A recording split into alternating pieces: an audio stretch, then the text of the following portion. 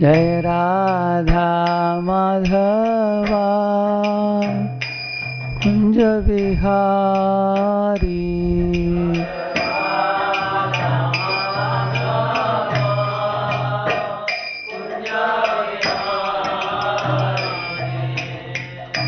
राधा माधवा कुंज बिहारी।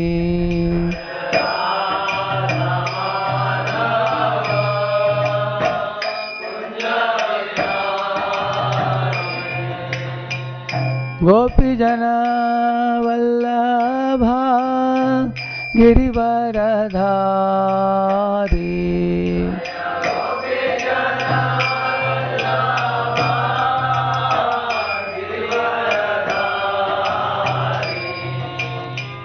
गोपी जन वल्लभा गिरिवरधारी।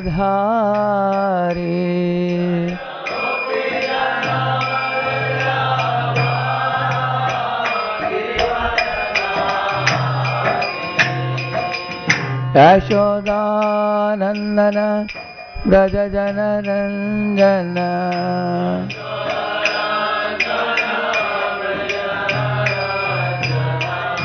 यशोदानंदन व्रज जन रंजन।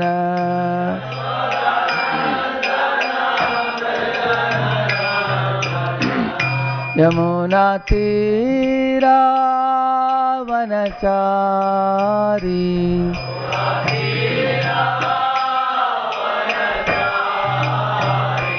यमुना तीरा वनचारी।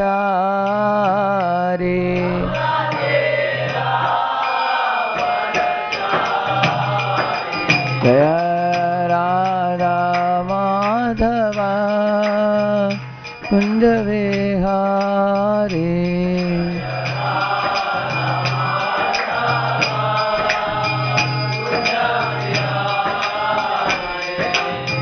गोपी जन वल्लभा गिरिवरधारी।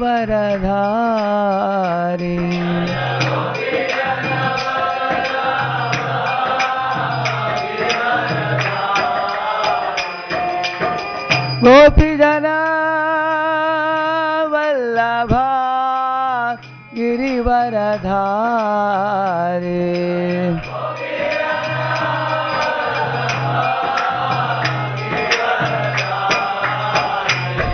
यशोदानंदन व्रज जन रंजन।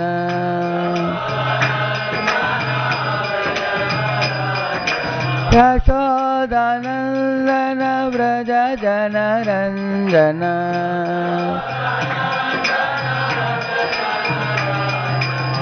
यमुना तीरा वनचारी। यमुना तीरा वनचारी।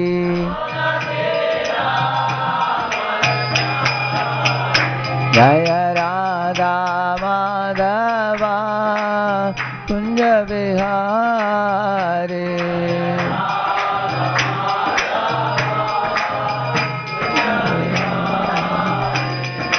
राधा माधवा कुंज विहारे।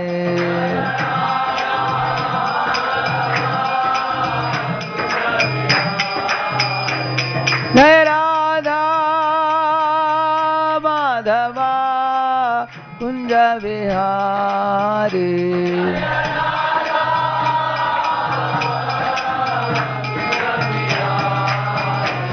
जय राधा माधवा कुंज विहारी।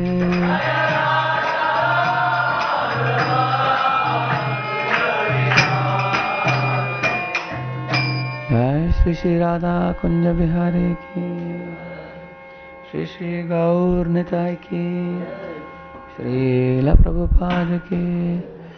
अनंत कोटि वैष्णव वृंद की।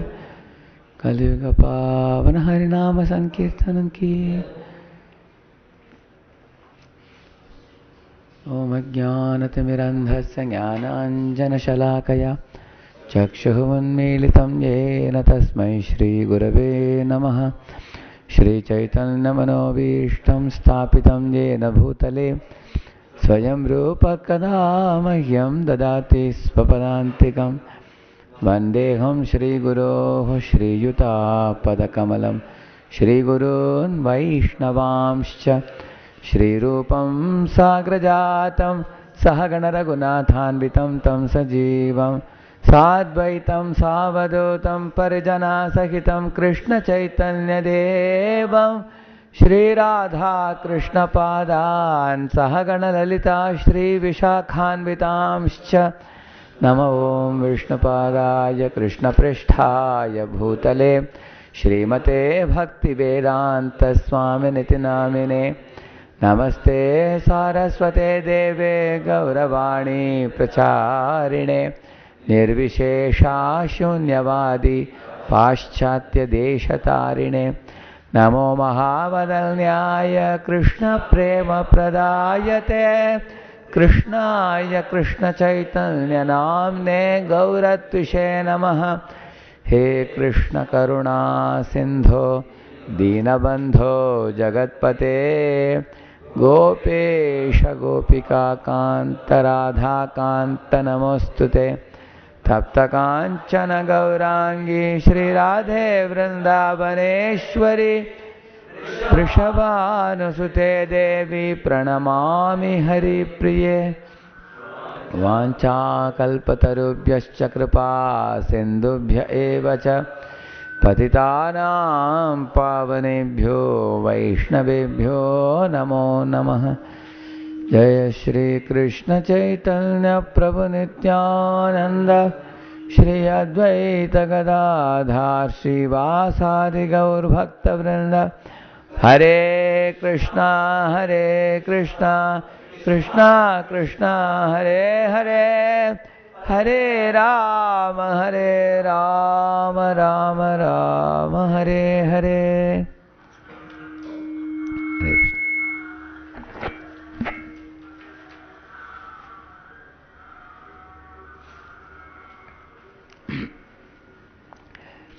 So some classes before we started with Kanishtadhikari and the different tendencies of a Kanishtadhikari we were discussing. This is actually a neophyte behavior, and it is certainly very appropriate for us to learn about Kanishtadhikaris, because in the path of spiritual life there was a stage when we did not even know what is the meaning of a devotee. When we were roaming in the outside world, we might have gone to temples, we might have taken part in some household religious activities, some yajna and all that. But we were not knowing what exactly it means to be a devotee. We might have taken part in some saptahas or Satyanarayan puja and things like that, isn't it? Some piety was there, but we became more clear about what it means to be a devotee when we came in contact with Srila Prabhupada's books, with devotees, and we came to ISKCON temples. Then we further learned about what is Ananya Bhakti, undivided devotional service, and how exclusively to love and serve Krishna. So these things we learnt gradually later. And once we understood the value of devotees, then we started coming in the Sangha of devotees, staying with devotees, preparing our consciousness to go back to Godhead. So, Kanishtadhikari is a materialistic devotee, also called as, like we say, Prakrita Bhakta, materialistic devotee.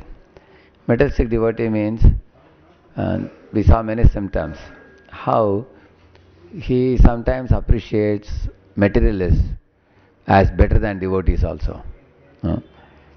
Because he sees material perfection, he doesn't see spiritual surrender or spiritual inclination. This is one Kanishta tendency. So if you overcome this tendency, how are we supposed to behave? We should see that Krishna Avesh in the heart of every living entity. In every living entity's heart there is a bhakti for Krishna, bhavana for Krishna. Just like Lord Chaitanya Mahaprabhu saw that Orison lady, old Orison lady who climbed on his shoulders with great eagerness to see the beauty of Lord Jagannath. So Lord Chaitanya is the most exalted personality, but he is able to appreciate the bhakti bhavana even in a neophyte lady, isn't it? So we have to know wrong behavior, we have to know right behavior. Similarly, Kanishta Adhikari means he doesn't know the value of devotees, because of which, yeah, Kanishta Adhikari oftentimes, may imagine that I have a great attraction for Krishna, and I fall in love with Krishna. I like to go to temple, I like to see darshan of the deities. But he doesn't understand the importance of associating with devotees, importance of hearing Srimad Bhagavatam, importance of living in a sangha of Vaishnavas. He doesn't realize those things. So he is very quite satisfied with himself only. Me and Krishna, that's all. That is a Kanishtadhikari.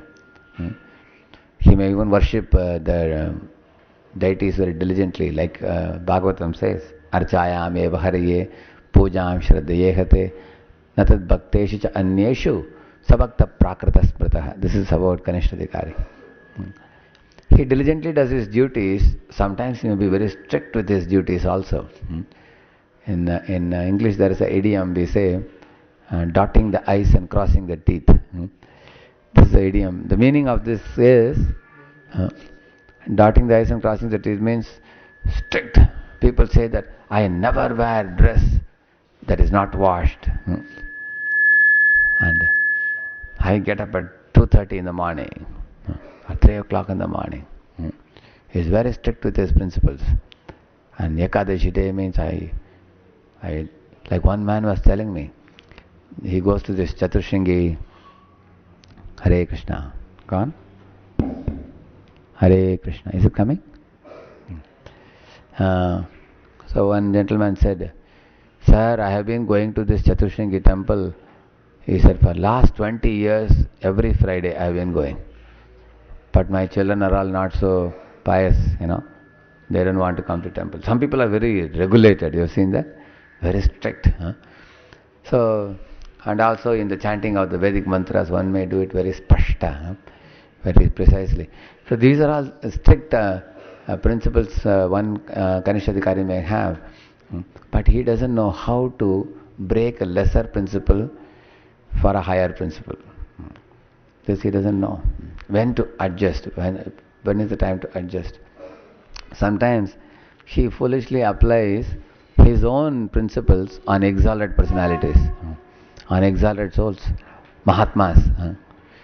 Sometimes he thinks, like if you don't find Maharaja in the morning program, he may ask why this Maharaj didn't come for the morning program. I am very strict about my morning program. He feels like this. But likely that Maharaja must have slept at 12 o'clock, 1 o'clock. And even if he misses morning program, still he wouldn't miss as much as we would miss. His heart is full of love for Krishna. He cannot see that. He is more proud of his own petty principles. So that is also Kanishtadhikari. And Kanishtadhikari also offends demigods. He doesn't know that all demigods are ultimately Krishna's devotees only. Actually, like Durga or Parvati, she is sister of Vishnu, sister of Krishna. So naturally, Ganesh, son of Parvati, he is a pure devotee. So now Ganesh Chaturthi period is going on. We surely respect Ganesh as son of Parvati. And naturally, then Krishna is like uncle of Ganesh. Is it right? Vishnu is giving Parvati in marriage to Shiva. You will see in South India, in Madurai temple. Lord Vishnu is giving Meenakshi Amman. Meenakshi Amman is a green body, Parvati carrying a peacock in her, not peacock, carrying a parrot in her hands, and she is given in marriage to Lord Shiva. So, a devotee sees everybody in relation to Krishna. What is the relationship of Parvati? She is Yogamaya in the spiritual world. Material world she comes as Mahamaya. She comes in the pastime of Kamsa also, isn't it? So a devotee should always see all devatas in relation to Krishna. But a neophyte offends demigods, criticizes demigods without understanding that demigods are all ultimately servants of the Supreme Lord, and they are serving. Similarly, a Kanishthadikari cannot tolerate criticism of materialists. If an advanced devotee criticizes an atheistic scientist, or he criticizes Mayavadis, he criticizes pious materialists, then Kanishthadikari becomes disturbed. How can you find fault with him? Sometimes a very advanced pure devotee may find fault with so-called great personalities, scholars, literati, scientists, philosophers, who may be very famous and big in material circles, philanthropists, altruists. They may be very big in material circles, but they may have very paltry amount of spiritual understanding. They don't have any understanding of who is Krishna, what is spiritual world, what is Vaishnava culture. They may not know. So when a pure devotee may find fault with them for the sake of instructing his disciples, then Kanishthadikari cannot tolerate it. Why do you find fault? So that is Kanishta tendency. Because when one becomes a Madhyamadikari, then one knows the difference between devotee and non-devotee. And in non-devotees also there are shades of non-devotees. There are non-devotees, who have no faith in morality, no faith in God. But there are people who have faith in morality but no faith in God. But there are people who have faith in morality, faith in God, but they put God below morality, and people like that. So there are shades of people who are, Mayavadis or Dharmadvajis, or demigod worshippers, yogis, jnanis, so many types of people. Srila Prabhupada very mercifully, in all his purports, brings out who is who. He gives us a bird's eye view. It's called as Vihangavalok. You get a bird's eye view of who is who. What is the meaning of a yogi? What is the meaning of jnani? Then where does a bhakta stand? And he proves that the bhakti yoga path is the ultimate path, and the pure devotee is the highest platform. Muktanam api siddhanam narayana parayana sudurlabha prashantatma kotishvapi mahamune. A pure devotee is the rarest commodity in the whole creation, association of pure devotee. So, amongst all the different classes of transcendentalists, crores of jnanis and yogis, if you take, one of them is a Krishna Bhakta, rarity of a Krishna's devotee. So, these type of understandings we can get when we gradually move from Kanishthadikari to Madhyamadikari, when we move. So, and Kanishthadikari is a neophyte devotee, as I told you. Neophyte devotee, he not only fails to take advantage of the association of devotees, he also finds fault with them. Sometimes he may find fault with them, not knowing their value.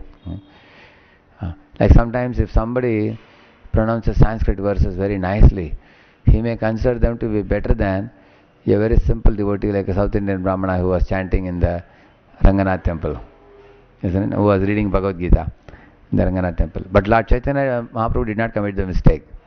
You see?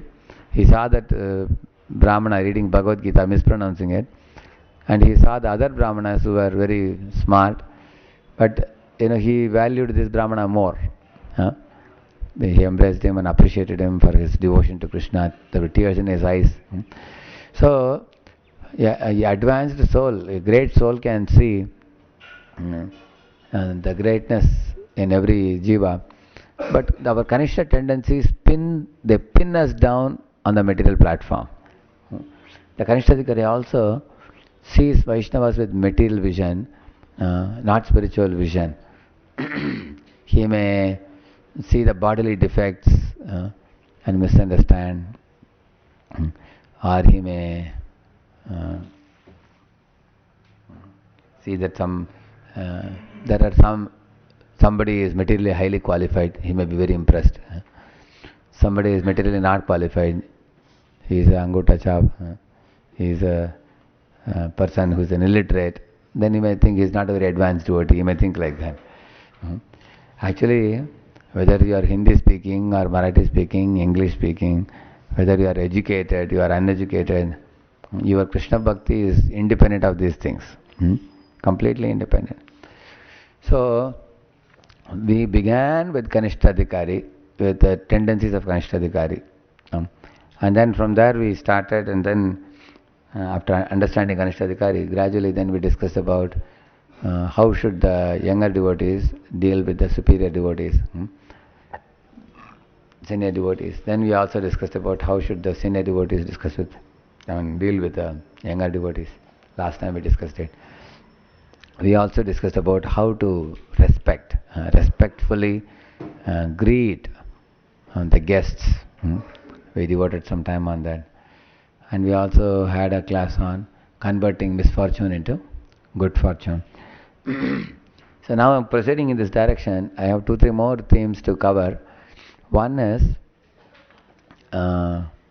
today we will discuss about it, on dealing with our Guru and Guru's God brothers, which is an important topic also. And then we will devote one more class on dealing with equals, how to deal with equal friends, peers. And then we will do one more topic on dealing with younger people, especially showing mercy to innocent, which is very important. In what mood and what attitude it should be given, and what is the meaning of showing mercy, showing compassion. Now, why are we discussing these things? Because you all can repeat this verse of a Madhyamadhikari. Who is a Madhyamadhikari? Ishware tat adineshu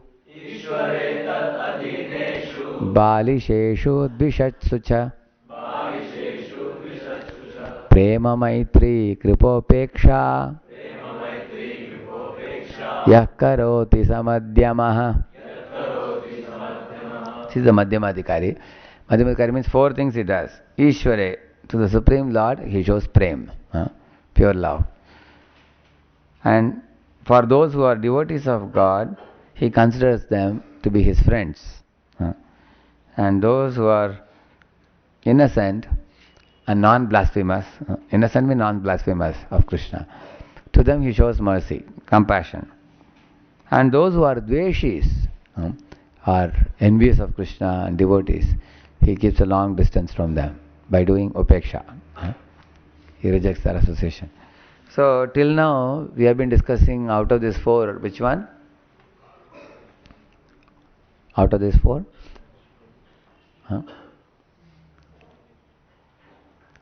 Well, all these topics we have been discussing, this is for Maitri with devotees, friendship with devotees.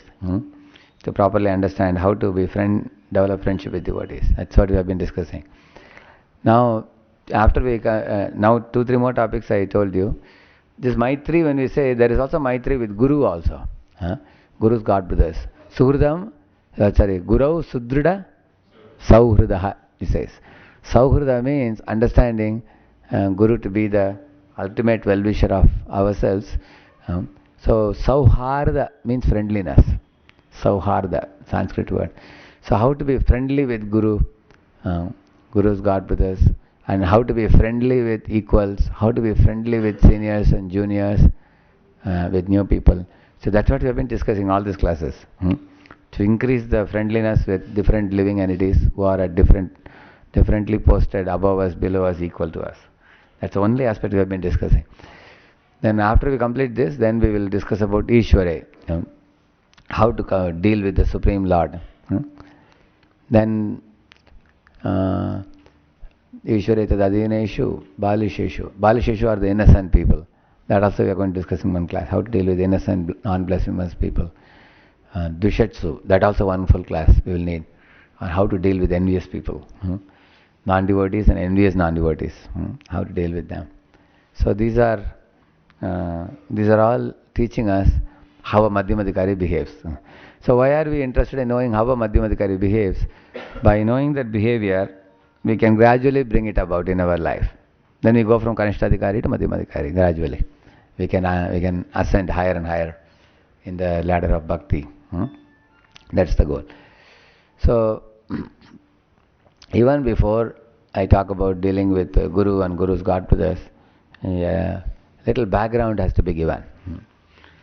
In the spiritual world, Radha and Krishna, just like you see Radha Madhav, they are accompanied by the 8 prominent Sakhis. They are called as Parama Preshta Sakhis. See, the word Preshta means very dear. Parama Preshta means most dear to them. Like you see, immediately next to Radha and Krishna, you find Lalita and Vishaka.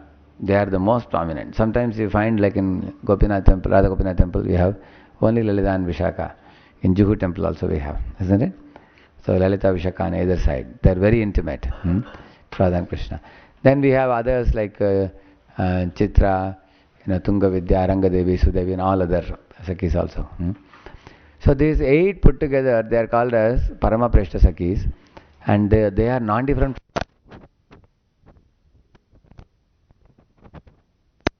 Vyuha means presence of Radharani's body. When Radharani wants to serve Krishna in unlimited ways, like this, like you will find one of them is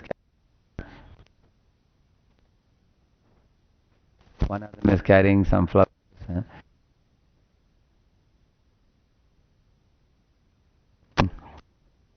Sometimes you see them playing some instrument. So somebody is singing.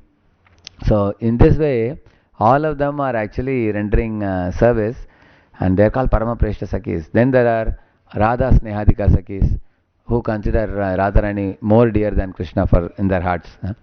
Then there are Krishna Snehadika Sakhis, who consider Krishna to be more dear to them than even more than Srimati Radharani. And then there are Nitya Sakhis. Then there are Prana Sakhis. These are all different special Sakhis. There are 108 prominent ones.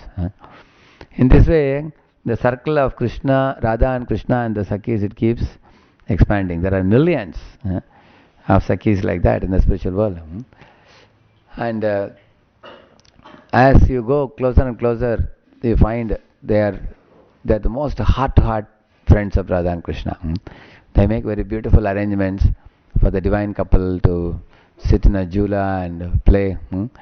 Sometimes they make beautiful garlands and offer. Sometimes they have a boat festival like we had in Pune temple, isn't it? Boat festival for their pleasure. Sometimes they offer them very palatable, very attractive things to eat. Sometimes they decorate the divine couple very beautifully, and they like to see the divine couple always together. Like you see, Hanuman is bringing Sita back to Ram. He is trying to bring them together. And the demons try to separate them. See, Ravana is separating Sita from Ram. And Hanuman is uniting Sita and Ram. You will see that. So, the devotees, they serve Srimati Radharani, they serve Krishna, and they always like to see them joyful together. So that is spiritual world. Now these are very advanced pastimes. And then you find the covered boys who are assistants to Krishna. One interesting observation you will make, in the spiritual world also, next to the Sakhis there are Manjaris. See, Manjaris are very tender, very young gopis, like 6 or 7 years old. While the Sakhis are like 11 years old, 10, 11, 12 years old. Whereas the Manjaris are very small. Like in a flower, you find a yellow color flower called Manjari. Very small flower, very tender flower. So these Manjaris, they are so intimate with Radha and Krishna that when Radha and Krishna are sitting in a KUNJ or in a jhula or something, all the Sakhis they go away, but the Manjaris are still around. The Manjaris are either doing chamar, or they are preparing tambul giving, they are around because they are considered very young. So there is a distinct difference between Sakhis and Manjaris. Sakhis are more grown up. So the Manjaris, they assist the Sakis, and the Sakis assist more superior. For example, Lalita, she has a circle of Sakis. Vishaka, she has a circle of Sakis also. Similarly, and they have assistant Manjaris in the spiritual world. Like that. And in this way, the spiritual world is filled with many groups of devotees assisting Radha and Krishna for their pleasure. Like amongst the boys also you will find there are prominent devotees of Krishna, favorites of Krishna like Sridama, Sudama, Madhumangal, whom we talk about often, isn't it? Madhumangal, very famous. So we talk about these devotees, but they have also many circle of sakhas with them, surrounding them, who may be less prominent, but they have circles of devotees like that. So the spiritual world also is an organized place. It is not like a haphazard place. Like, one devotee asked Prabhupada, Prabhupada, when I come back to spiritual world at the door, how will I recognize you? Because you will be in your Swarupa. I don't know, what should I say? Prabhupada said, don't worry. You say, Namavo Vishnupadaya Krishna Prishtaya Bhutale Srimate Bhakti Vedanta Swami Nitramane.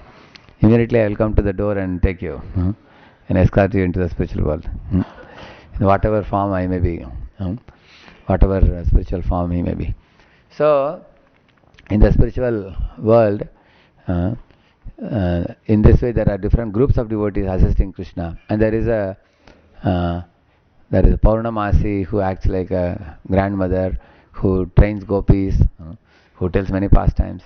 You find there is Vrinda Devi, who has millions of parrots which fly here and there to get news about Krishna, news about Radharani, news about the different places. And she, the Leela Shakti arranges innumerable pastimes on different times of the day, in different places, and every moment, every day is new. So many pastimes which are amazing even for Krishna also. Sometimes. But she is always subordinate to Krishna. She arranges in such a way that she creates thrill and humor and joy for all the devotees in the spiritual world. So, now, when we come from the spiritual world into this material world, when we come here, here also there are so many groups, but there are so many groups of people doing material activities. People form groups. Somebody forms some particular type of club. There is a residency club, there is Pune club, and there is a Rotary club, there is Lions club. But these groups of people, they are doing some materialistic activities, you see, and they are all frustrated. So Prabhupada said, we have started this international society for Krishna consciousness, for bringing devotees together in groups, and also to connect people to the parampara. So if you read the Chaitanya Charitamrita, it talks about Lord Chaitanya as a tree. Lord Chaitanya tree has many branches. In that Chaitanya tree of Gaudiya Vaishnava Sampradaya, there are many branches. The Advaitacharya is one branch, Nityananda is another branch. Like this, there are multiple branches. So Prabhupada says, ISKCON is also one branch of this Chaitanya tree. And branch means naturally it will have Shakha, then Upashaka, isn't it? Sub branches will be there, and then sub branches will be there, twigs will be there. That's how this tree of Bhakti, tree of Lord Chaitanya expands more and more. So just like, for example, in our Sampradaya,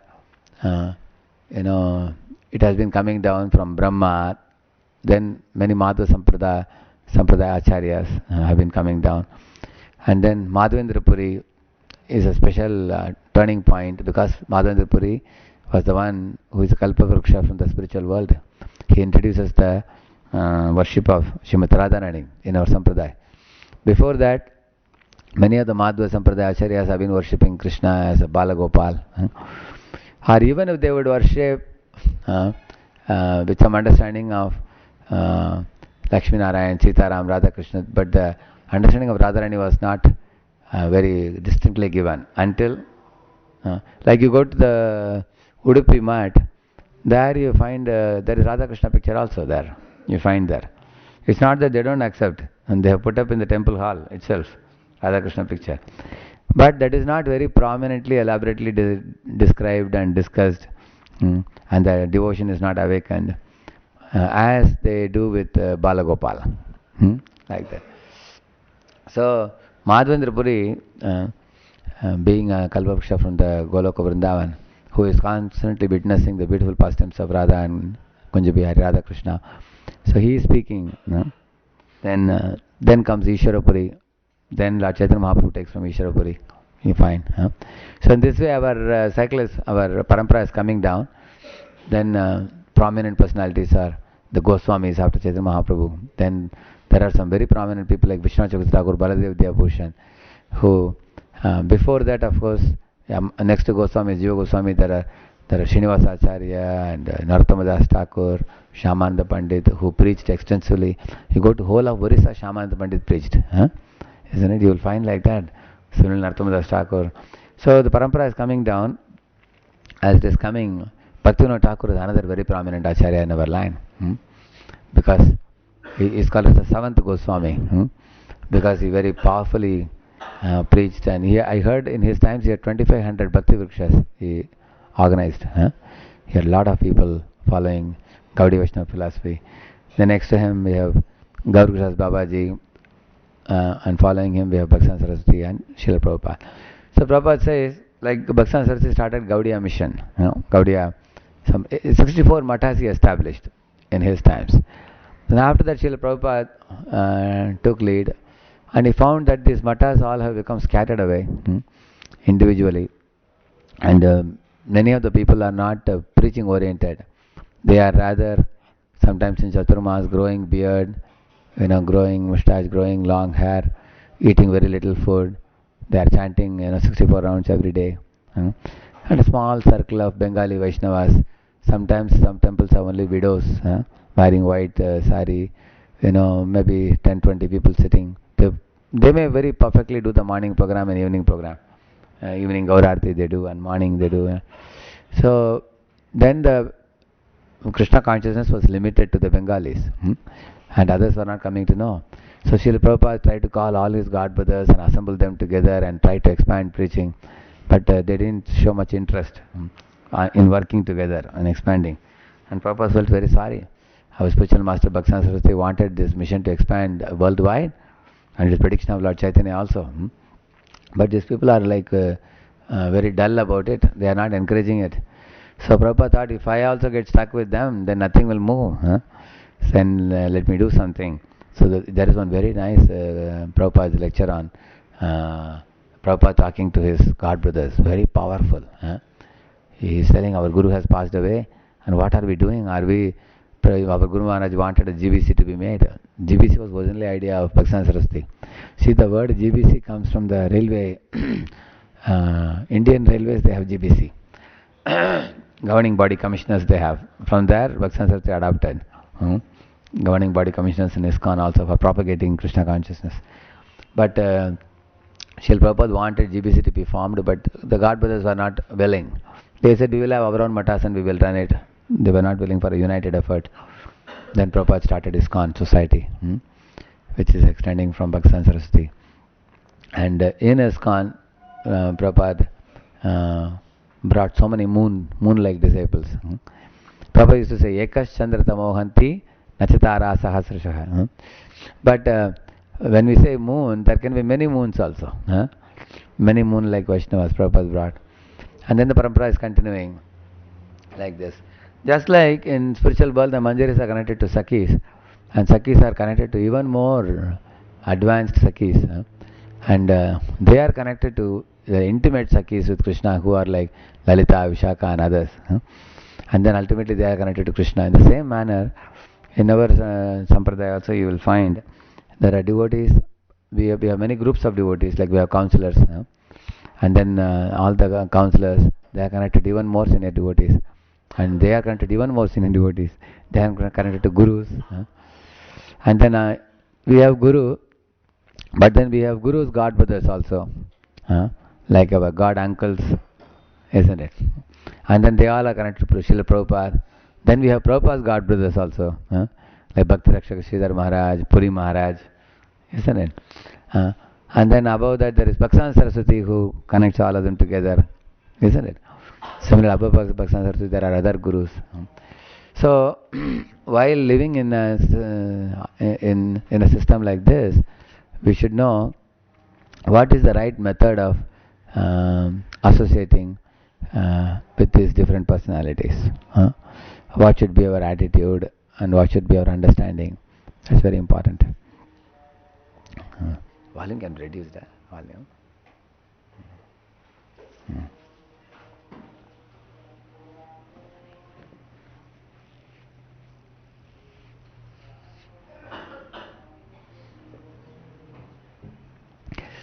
So, the very first thing we'll talk about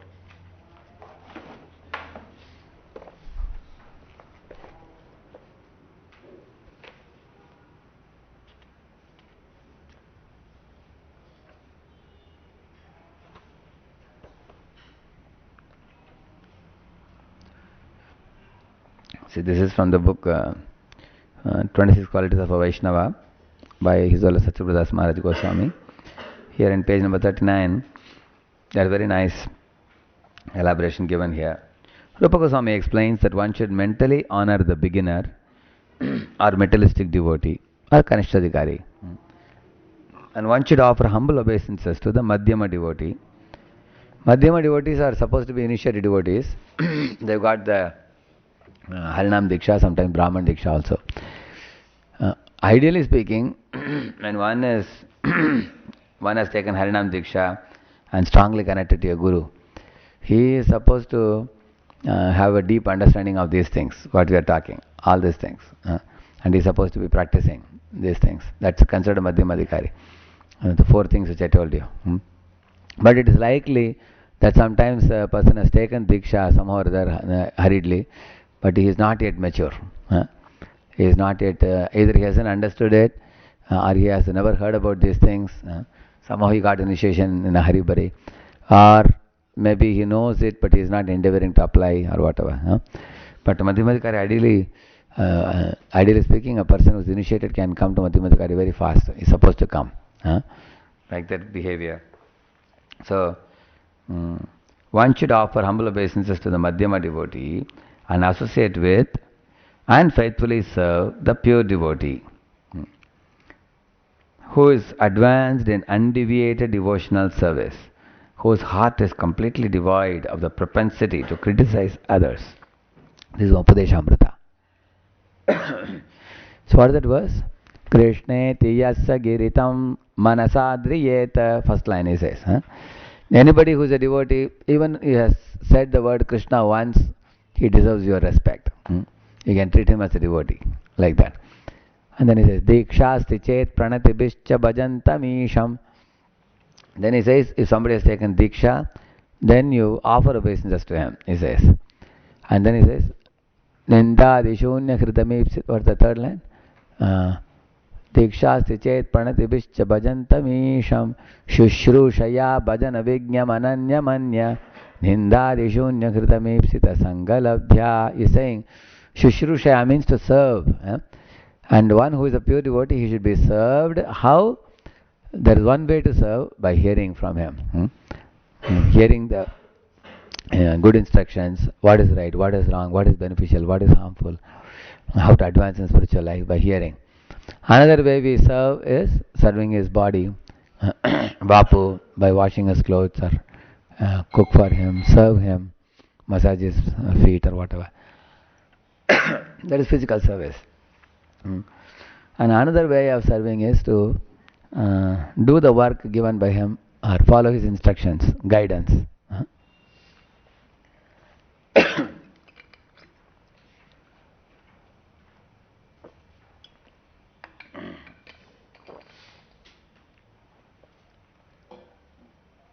And such a exalted pure devotee, he has one very special characteristic. What is it?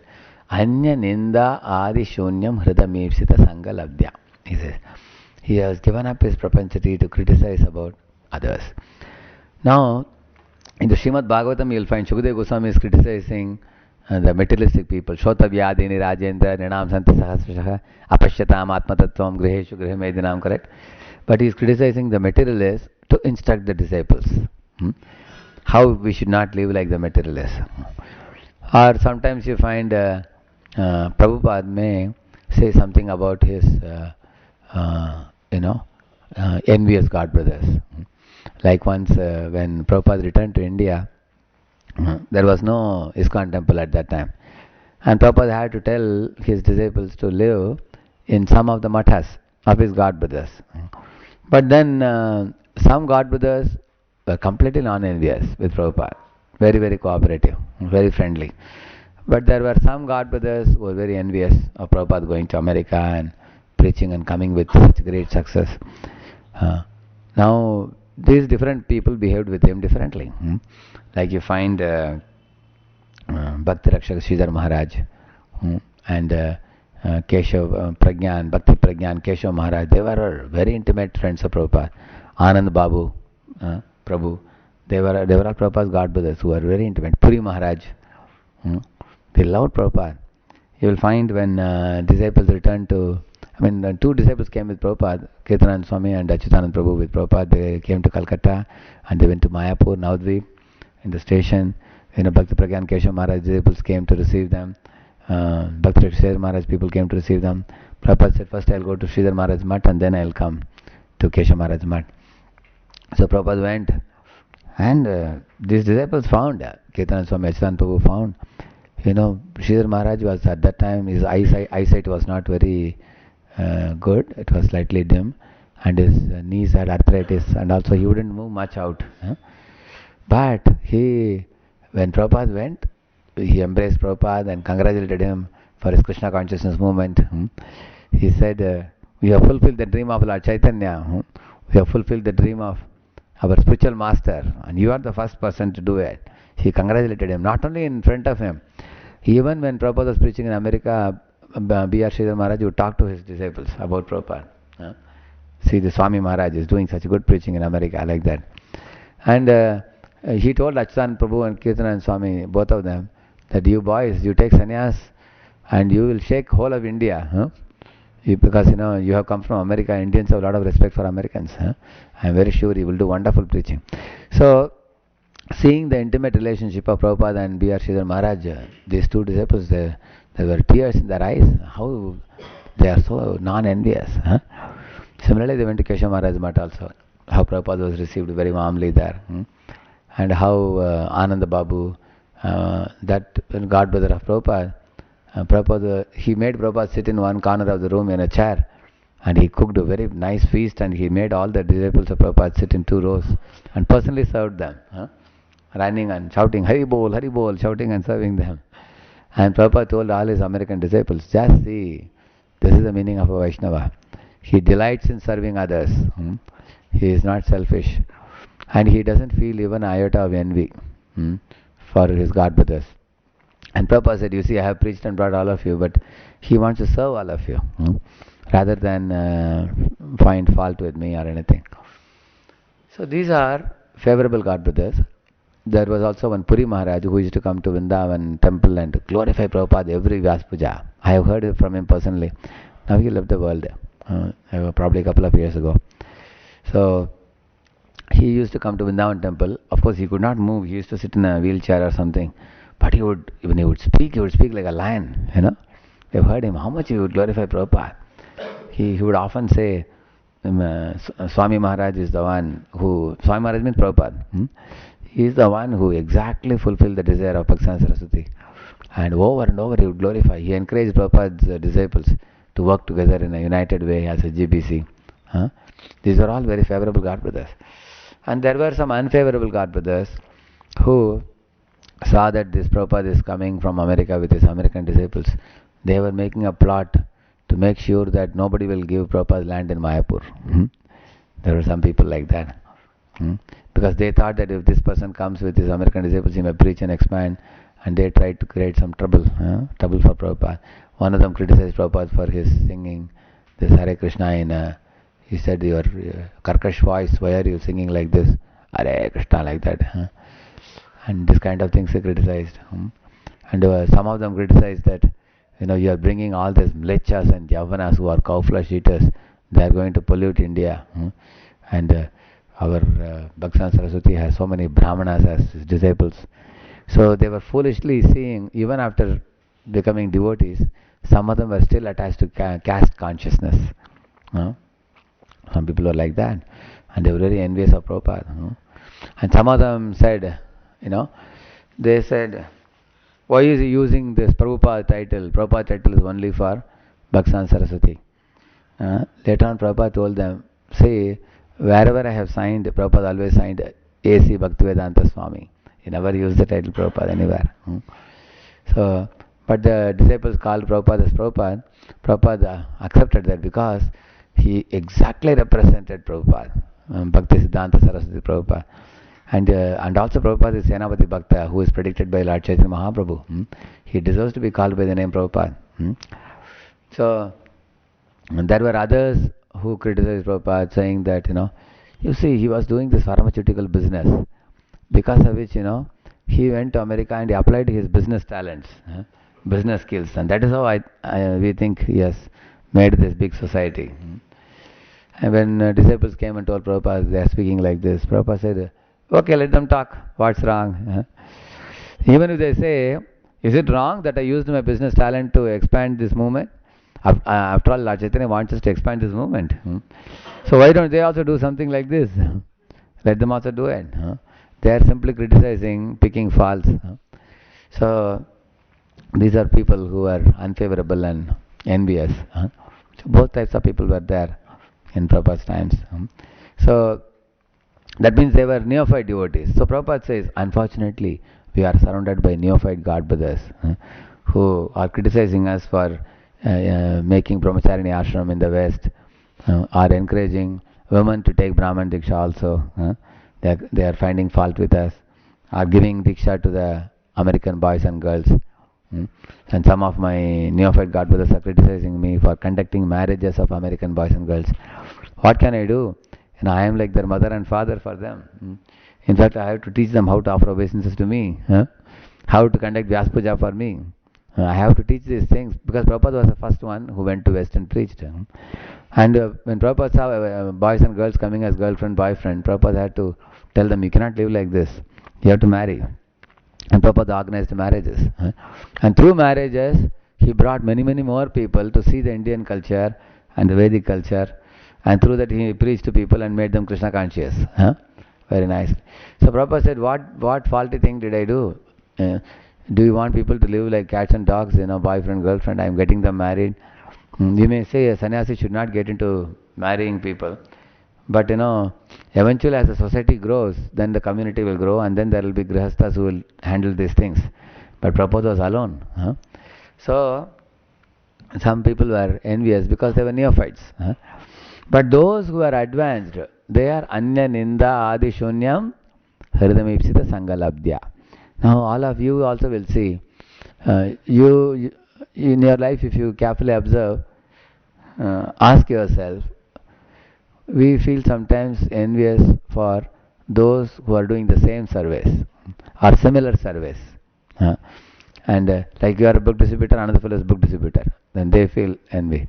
Or there are two pujaris, and both of them, due to the neophyteness, may feel, I dress the deities the best. When I do dressing, deities are more attractive than you are dressing. Isn't it? Or there are two cooks, they can have ego problem. There are two singers or two preachers. Isn't it? So this envy is due to neophyteness. When we become purified and advanced, then we will congratulate, appreciate, encourage one another, and we will see that Krishna's talent is manifesting from different devotees, different people like that. So, anyan nindadishunyam hridamiksa sangalabdya.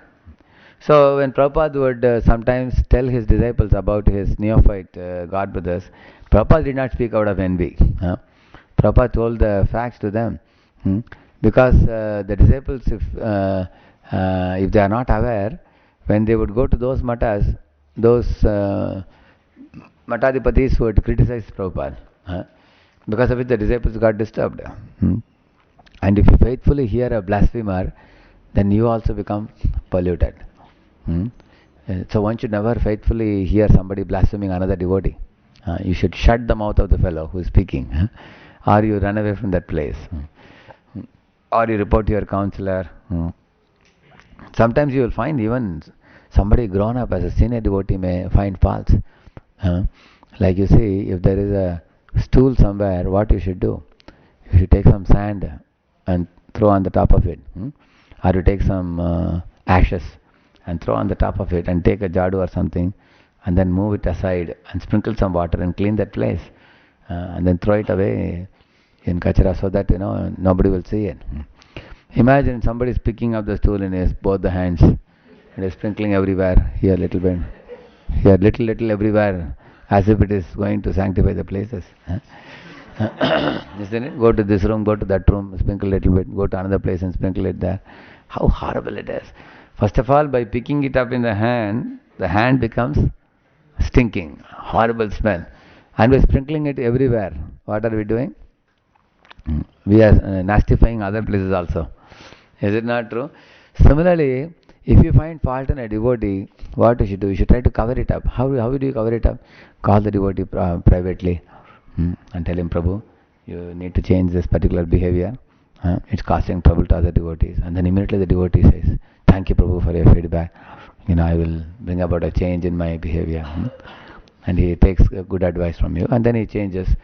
And immediately, so when somebody else comes and tells you, Prabhuji, I think this devotee is creating trouble like this, then you may say, no, you see, he's a sincere devotee, he's a nice fellow. Even if he says or does things like this, that is because of, because, like for example, somebody says, Prabhuji is irresponsible or something. No, he's very busy, his exams are there, so he didn't complete the service or whatever. So you don't broadcast somebody's faults, but you tell him privately, like we say, chastise in private and glorify in public. You say, no? That's a formula. And when the devotee sees that, you are covering up his problems, then gradually he will work on the problems and he will become a better devotee. Isn't it?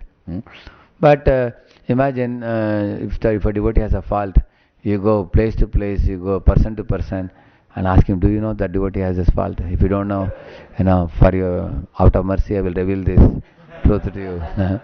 I will tell you all about his faults. That is like sprinkling stool everywhere.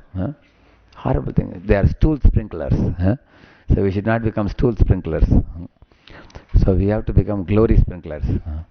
Like, then what happens? Then amongst devotees there is lot of misunderstanding and quarrel. Like, you take rose-scented waters and you sprinkle it on others. What they will do? They will also sprinkle rose-scented waters on you. You will see that. Similarly, you lovingly behave with the devotee, they also show you love, isn't it? Now you criticize a devotee, or you go and tell everybody else about a particular devotee, then they also do the same thing. So you throw H2S on somebody, they throw H2S on you. H2S, in laboratory? Bad smelling, like sewage, it smells. Yeah? Yeah, smells like rotten egg. If you throw it on others, then they will also throw it on you. Correct, no?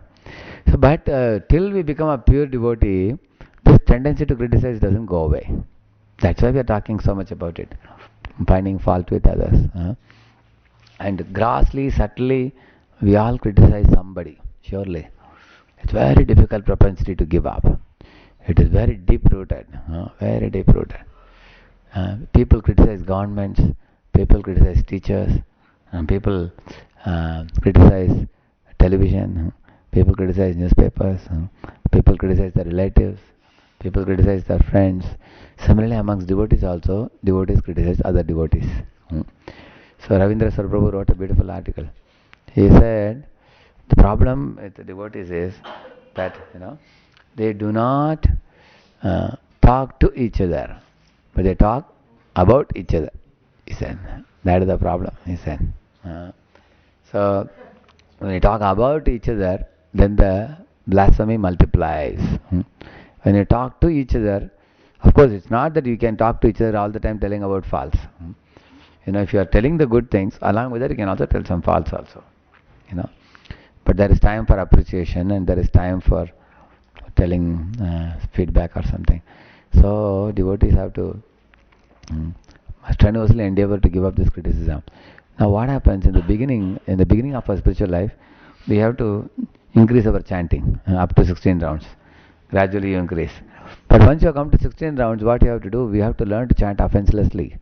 Because if we don't chant offenselessly, we will never get the taste. Huh? We will never get the taste if we chant with offenses. And amongst the offenses, what is the first offense? Sadhuninda, Doshkata. That's the first offense, which is considered the most prominent. So, anyone who is sincerely wanting to advance in Krishna consciousness has to strenuously endeavor to keep the mouth clean. Keeping the mouth clean is not just using some Colgate or using some nice toothpaste. Keeping the mouth clean is what we speak about others. Actually, if we don't have a tendency to glorify, then we have to cultivate it by making a special effort to give compliments to devotees. Appreciate devotees for some good things they have done. Like one devotee was telling, Prabhuji, the first thing that I get to see is a fault in a devotee. What to do? So, yes, if the tendency is there, then strenuously try to find some good and don't tell the fault but tell the good. Like that. So, now, he says here further, although all devotees should receive our honor, there are clear guidelines for dealing with the different classes of devotees. Every devotee will find himself in a situation where some devotees are more advanced than he, and some are his peers, and some are newcomers or less advanced. According to Vaishnava behavior, one should inquire from and render service to the more advanced devotees. So you have to inquire from, like you all have counselors, you have your project advisors and preachers coming and giving you instructions to do. So if you take their instructions seriously and implement in your life, then you will see you make swift progress. And if you take them very lightly, that's the reason why we give facilitator first. Anybody who follows facilitator very nicely, they advance very fast. And sometimes a person doesn't understand the value of a facilitator.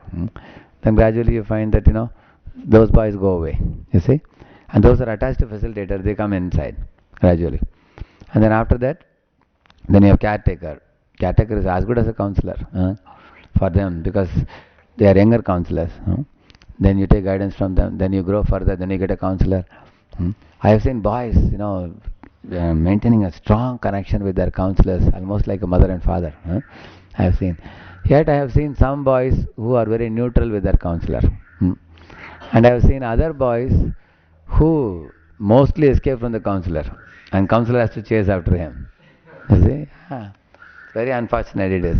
Some people are like that. So those who run away from the counselor, will they advance? How can they advance? And even if somebody maintains a neutral relationship, probably you do your job, I will do my job. Don't disturb me. And or the counselor has to chase after a person, they don't grow much. So, feeling a strong connection and identification with one's superiors. And even if a project manager is telling you, this is a plan we want to do, taking it very seriously and implementing it, whether it be a preaching endeavor or whether it be a personal life progress in spiritual life. So that's why he's saying, one should inquire from and render service to the more advanced devotees. One should make loving friendships with equal devotees, and one should give merciful guidance to those who are more neophyte than oneself. Now he is talking about serving more advanced devotees. The disciple accepts the spiritual master to be as good as God. Of course, the spiritual master never claims to be God. That is true. An individual spirit soul can never be equal in all respects to God, but the spiritual master is the confidential servitor of God.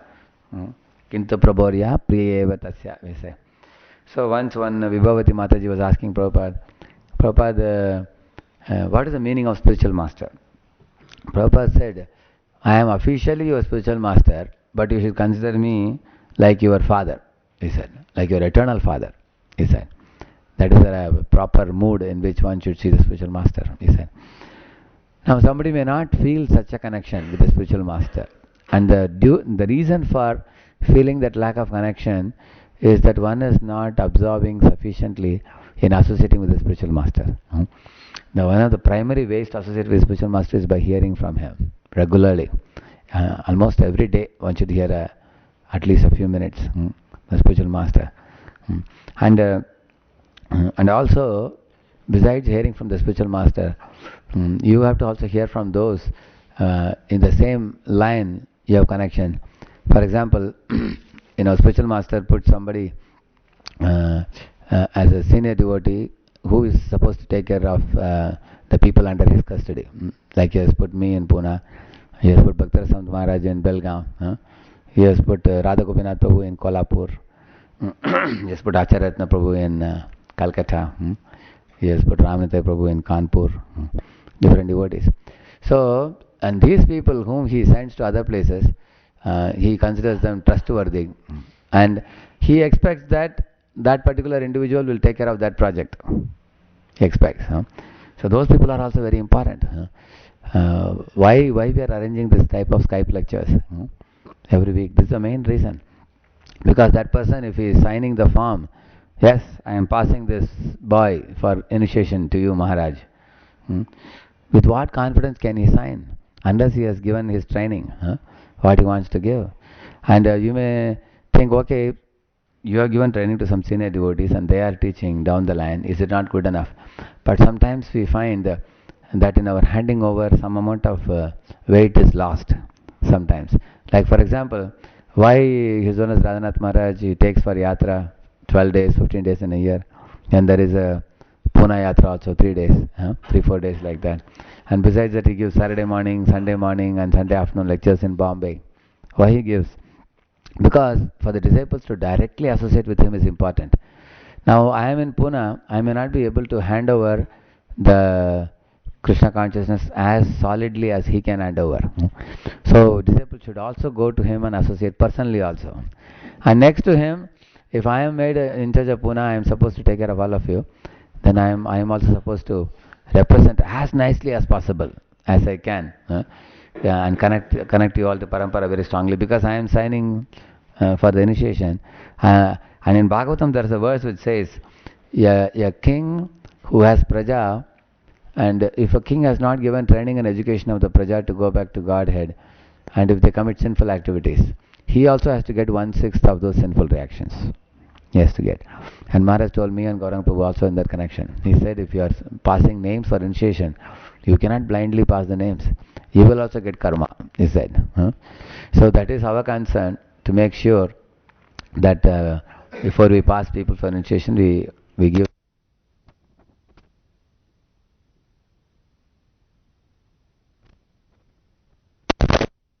those expectations, they stand up to expectations, we pass them. Other people, we have to delay them or whatever. And then next to me, there are many people. There is project advisors group and the PAs. There are 7-8 PAs. Now we have included Yugalakishar Prabhu also in our PA group. So it will be 8 now. So 8 project advisors. And then there are counselors, there are preachers connected to Pune, going to different places, we are preaching to people. So then these people are taking more intimate care, like the counselor, caretaker, facilitator, more intimate care, taking closer look at the life of a devotee and monitoring the devotee sadhana, elevating devotees. So these are very important. They should be taken very seriously. Yeah. In the beginning of the class, I was telling you the example of the spiritual world, how they work in groups. So we are also working in groups like that in this world also. And the connection has to be very strong. If connection, sometimes you've seen the tube light or some light connection is weak. You put on the light, it is not getting on. Why? Connection is very weak. Connection is not strong. Similarly, somebody may be even initiated by a guru and not be hearing the lecture of guru at all. He may not be associating. Some people don't hear Prabhupada's books or lectures at all. They may say, I am ISKCON devotee, but years together they don't read, they don't hear, so they don't feel strong connection with Prabhupada. When do you feel strong connection? When you are regularly associating. When you hear from a person, you understand what he is. Otherwise, you may be imagining so many things based on superficial observation. When you hear from a person, then you can, Prabhupada says, a fool is undiscovered unless he opens his mouth. Similarly, a person with rich realizations is also discovered by hearing from him. So, and those people who are caring for our spiritual life by being our seniors, they are very important for us. What they say, what they have instructed, what they expect from us. Uh, I have seen irresponsible people, even when counselor is telling them, please do this, please do that, they will not even note down. They will not even take a paper and pen and note down. They will be looking here and there. Okay, okay.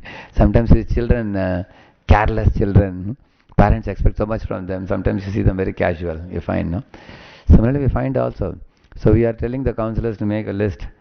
Who are the people who are strongly connected, and who are the people who are neutrally connected, and who are the people who are negatively connected. And the neutrally connected, negatively connected people, they should look for other counselors from whom they actually derive inspiration. Because everybody derives inspiration from somebody. If you say, I have inspiration from nobody, that means he's a Kanishadhikari. Correct? No, he comes to ground level. Correct? Because Kanishadhikari doesn't know the value of devotees. So that means he's Kanishadhikari. So that means let him grow slowly and, and learn the value of devotees, and then he will get connected. So, among devotees, therefore, the spiritual master holds a unique position, but a devotee will honor other advanced Vaishnavas almost on a level with his spiritual master. Srila Prabhupada described how Lord Chaitanya honored Advaita Acharya as a spiritual uncle because he was a god brother of Lord Chaitanya's Guru, Ishwarapuri. Thus, Advaita Prabhu, as Lord Chaitanya's spiritual uncle, was always to be respected. Srila Prabhupada writes, because one should respect one's Guru's god brothers, as one respects one's own Guru. In Adilila 5.147, purport, Prabhupada is writing this. So when I became president in Pune in 1997, I met my spiritual master in Bombay and asked him for instructions. Maharaj, you have sent me to Pune. In 95, I came to Pune. Within a couple of years, I was made a president. Then I asked Maharaj, generally in ISKCON, after 10-15 years, people are made presidents. You have made me president so early, due to the need of the hour. So please tell me what is right behavior. What all am I supposed to do? The first thing he told me was this. In Pune, you have to work with as well as Gopal Krishna Goswami Maharaj and with Lokanath Swami Maharaj more intimately. So you have to treat them as nicely as you treat me. Whatever respect you give for me, the same respect you have to give them. And also you should treat their disciples impartially and warmly, with the same friendliness with which you will deal with your own god brothers. It's one of the first things he said. So I took it to my heart very seriously. And when I came to Pune, I became quite intimate with Gopal Krishna Maharaj and Lokanath Swami Maharaj here. By several times when they visited Pune, when I see Gopal Krishna Maharaj, immediately it comes to my mind. He met Prabhupada in 1968. And how many years of dedication and commitment. In one of the GBC meetings, one devotee was saying, Gopal Krishna Maharaj is Prabhupada's man. He said. So, very hardworking. I derived a lot of inspiration from him personally. And many of the difficulties in managing the temple, managing devotees, disciples of different gurus. So I used to go to him and sit with him sometimes for hours and take guidance from him, personal inspiration from him. And he also has been treating me very, very kindly with so much of respect and warmth which I don't deserve. And similar thing with Lokanath Swami Maharaj. We sent Dindi Yatra, we arranged Bhagavad Saptah for him in Pune, also programs in Pune. And for all the Lokanath Swami disciples, I arranged one devotee like Ramanand Prabhu to take care of them. Similarly for Gopal Krishna disciples, we arranged some devotees to take personal care. So, we in Pune we have a multi-guru system. Many gurus' disciples are present. So we have to know how to deal with the different gurus. Here he says, Lord Chaitanya, how he dealt with Advaita Acharya. He dealt with him like a god uncle. Because Ishwarapuri and Advaita Acharya, they are disciples of Madhavendra Puri. So we have our god father, our spiritual master, and we have our god brothers, we have god sisters, we say. Similarly, we have god uncles, those who are other gurus in ISKCON. And ISKCON is a very big family, huge family. We have hundreds of god uncles, and we have our godfather. Then we have thousands of god brothers and god sisters. And we also can have cousin god brothers, cousin god sisters who are disciples of our god uncles. Now we should always see that Srila Prabhupada is the founder Acharya of this mission. So he is walking ahead of everybody, and behind him all the gurus are walking, and behind him all their disciples are walking. And this vision should always be kept. Prabhupada is the captain of the boat of ISKCON. He is leading it. And all the others are Prabhupada's followers. When you think like this, there can be unity. Isn't it? There will surely be unity, because we will not see whose disciple is who. We will encourage everybody. We will appreciate everybody. We will want to see that they are all Prabhupada's followers. Wherever you see them, you will feel great joy. Just like Lord Chaitanya Mahaprabhu.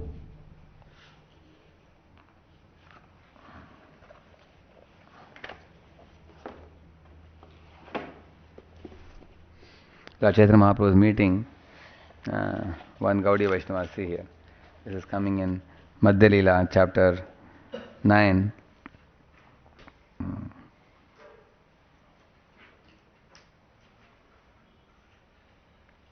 Mahaprabhu going to Pandharpur. This is Madhya Leela 9.282. Jaya Jaya Sri Chaitanya Jaya Nityananda Jaya Dvaita Chandra Jaya Gaura Bhakta Vrinda. See, Chaitanya Charitamrita is the best book if you want to learn about Vaishnava behavior. Here it says, Lord Chaitanya Mahaprabhu went to Pandharpur, where he happily saw the temple of Vitthal Thakur. Sri Chaitanya Mahaprabhu chanted and danced in various ways as usual. A Brahmana, seeing him in ecstatic love, was very pleased and invited the Lord to his home for lunch. Sri Chaitanya the Brahmana offered Sri Chaitanya Mahaprabhu food with great respect and love. After finishing his lunch, the Lord received auspicious news. Sri Chaitanya Mahaprabhu received word that Sri Rangapuri, one of the disciples of Sri Madhavendra Puri, was present in that village at the home of a Brahmana. You see, Sri Rangapuri is who? One of the disciples of Madhavendra Puri. So what is the relationship of Chaitanya Mahaprabhu to Madhavendra Puri? Yeah, God grandfather, isn't it? See, Mahaprabhu's guru is Ishvara Puri, and his guru is Madhavendra Puri. Now one Madhavendra Puri is there, Sri Rangapuri is also in Pandharpur, in another house of another Brahmana. That means his guru is God brother. You understand, no? So immediately he became joyful. Similarly, you may be disciple of Radhanath Swami, but you are going to another temple somewhere, and then you hear that Gopal Maharaj is in station. He is going to give a Bhagavatam class. You are supposed to feel great joy. Our Lokanath Swami is there. Actually, in our material relationships, you have connection with Chachaji also, right? Father's brother, what do you call? Chachaji only, yeah. Don't you feel a strong connection? You feel that. At least in those days, we would visit their homes also. And Chachaji's wife, uncle, aunt, isn't it?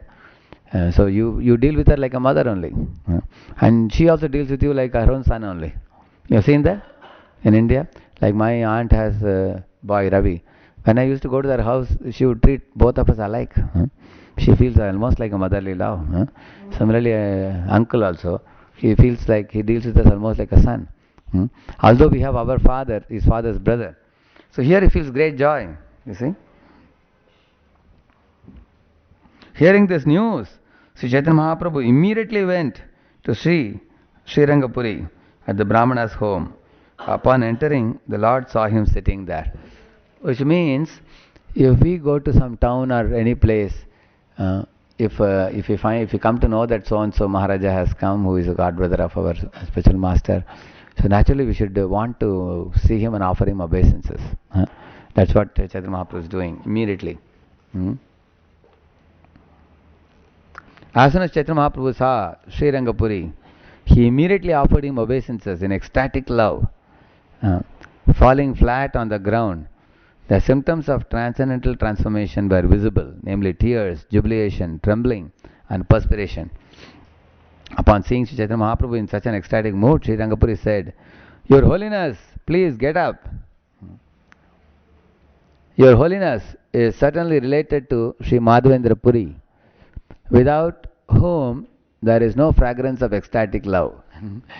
So, Rangapuri saw Chaitanya Mahaprabhu, and seeing him with tears in his eyes and dancing and chanting, immediately he understood he has a connection to Madhavendra Puri. After saying this, Sri Rangapuri lifted Sri Chaitanya Mahaprabhu up and embraced him. As they embraced shoulder to shoulder, they both began to cry in ecstasy. After some moments, they came to their senses and became patient. Sri Chaitanya Mahaprabhu then informed Sri Rangapuri about his relationship with Ishwarapuri. They were both inundated by the wonderful ecstasy of love that was aroused in them. Finally, they sat down and respectfully began to converse. Out of curiosity, Sri Rangapuri asked Sri Chaitanya Mahaprabhu about his birthplace, and the Lord informed him that it was Navadvip Dham. Sri Rangapuri had formerly gone to Navadvip with Sri Madhavendra Puri, with his Guru. He had gone to Navadvip once before. And he therefore remembered the incidents that had taken place there. As soon as Sri Rangapuri recalled Navadvip, he also recalled accompanying Sri Madhavendra Puri to the house of Jagannath Mishra, where Rangapuri had taken lunch. Can you imagine? That means Chaitanya Mahaprabhu's father has served Madhavendra Puri and his disciple Sri Rangapuri. So that connection is there. He even remembered the taste of an unprecedented curry made of banana flowers. Sri Rangapuri also remembered the wife of Jagannath Mishra. She was devoted and chaste. Who is it? Chachimata. She was devoted and chaste. As far as her affection, she was exactly like the mother of the universe. He also remembered how Sri Jagannath Mishra's wife Sachimata was expert in cooking. He recalled that she was very affectionate towards the sannyasis and fed them exactly like her own sons. Sri Rangapuri also remembered that one of her deserving sons had accepted the renounced order at a very young age. His name was Shankararanya. That was the elder brother of Nimai Pandit. Sri Rangapuri informed Sri Chaitanya Mahaprabhu that the sannyasi named Shankararanya had attained perfection in that holy place Pandharpur, and it goes on. And then Mahaprabhu was telling, Chaitanya Mahaprabhu said, "In my previous ashrama, Shankararanya was my brother and Jagannath Mishra was my father." Like that Mahaprabhu was telling him. So,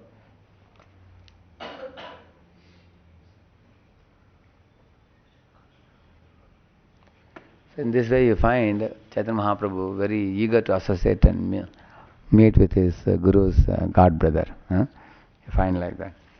So,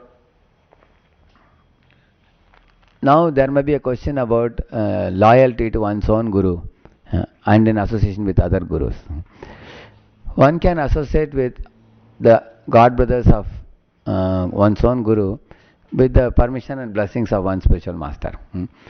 Like in ISKCON, all the Prabhupada disciples who are authorized as Gurus, sannyasis, they are traveling and preaching.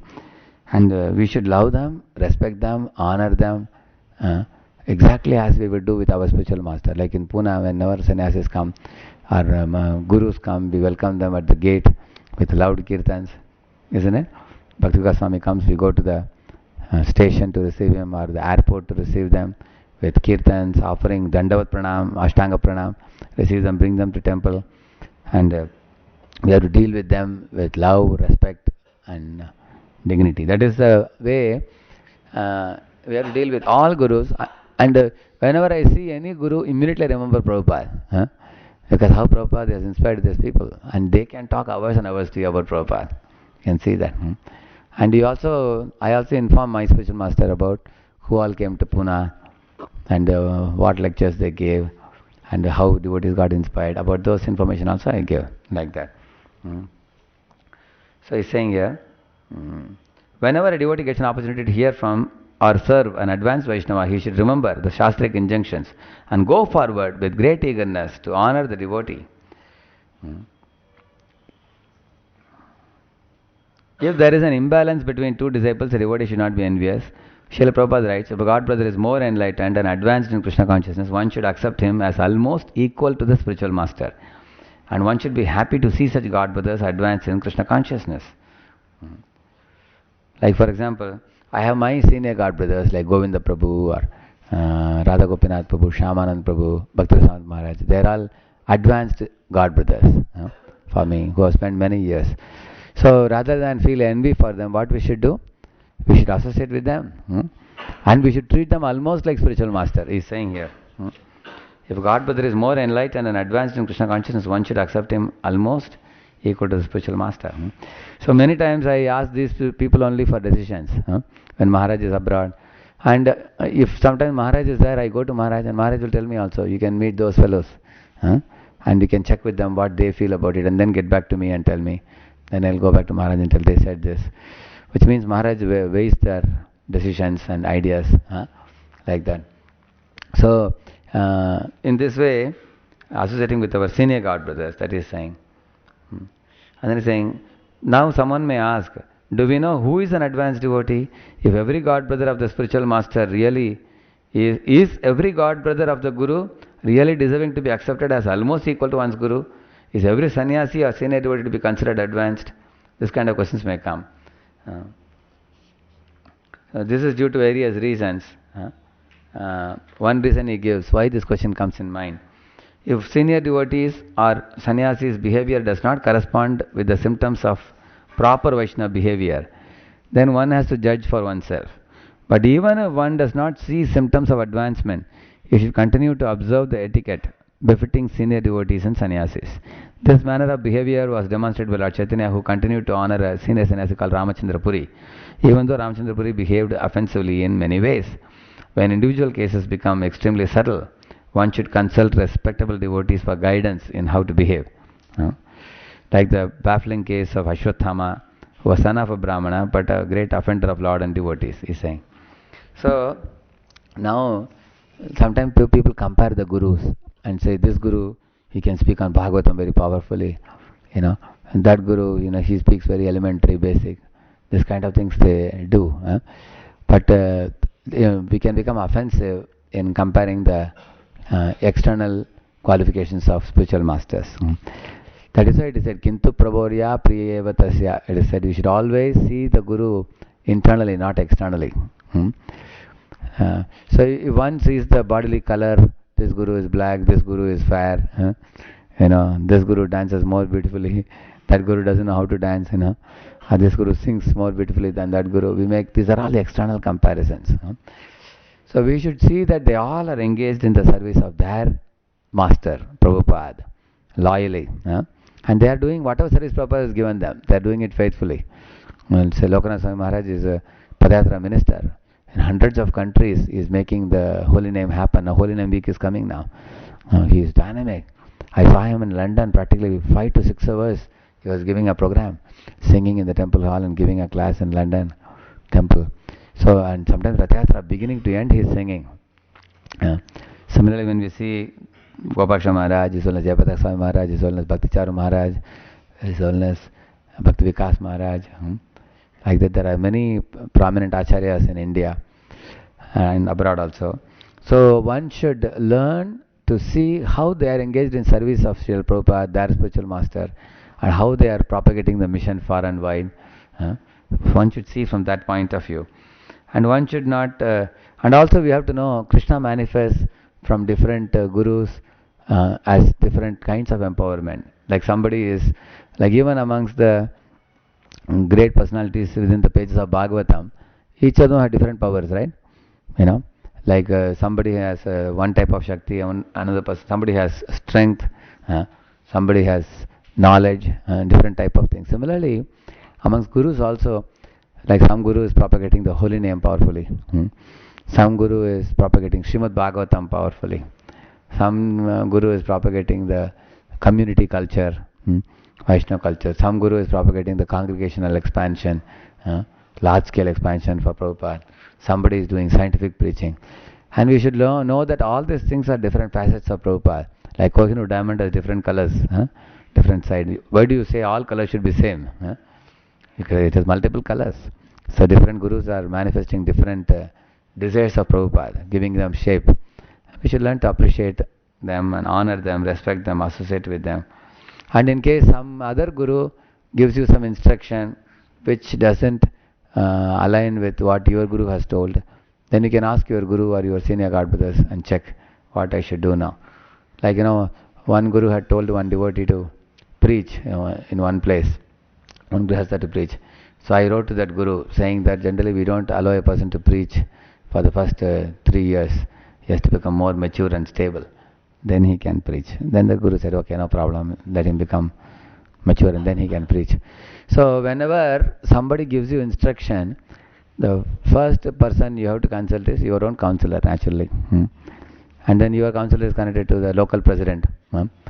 Then they are the people supposed to decide on issues. Sometimes you may be confused. Somebody is telling me to do something, should I do or not? It's very simple.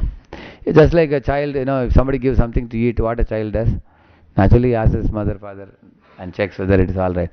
Now somebody may give you a book on your birthday as a gift, whether you can read that book or not, whether that book is in parampara, is it authentic?